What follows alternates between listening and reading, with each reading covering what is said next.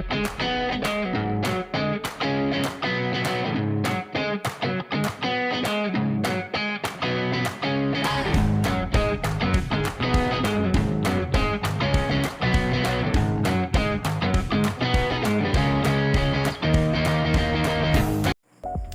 everyone, my name is Jasper Dawinan, and today I'm going to share something interesting and that we learn in our subject in MIN, or Media Information Literacy.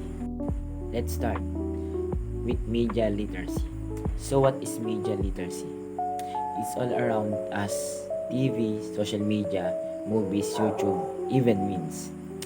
We learn how media can influence that way we think, feel, and act. Media literacy helps us become smart viewers and creators. Like now, when I see post or video, I ask, this is real? This is trying to sell me something? Why does this make me feel this way? It's like we have superpowers to see what behind this. Next is information literacy. This is one made me feel like mini researcher. We learn how to search for information properly and how to check if it is reliable. Before, I believed everything I saw online, but now I ask question. Who wrote this? When was this post? It is important because not all information is correct, and spreading fake news is a big no. And finally, technology literacy. We all use gadgets, phones, computers, tablets, but we're using them the right way.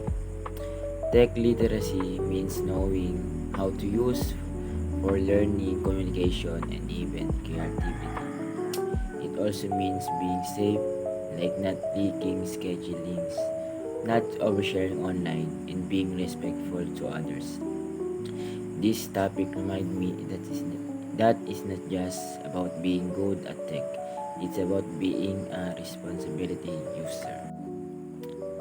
That's what I learned from our MIL lesson about media, information, and technology literacy. And honestly, it was really helpful. I feel being like I understand the digital world so much better now. I hope you learned something too, and thank you for so much for watching. If you like it, give a thumbs up and wish me luck on my next one. This is from Jasper saying, stay smart, stay kind, and think before you click. Bye guys, thank you.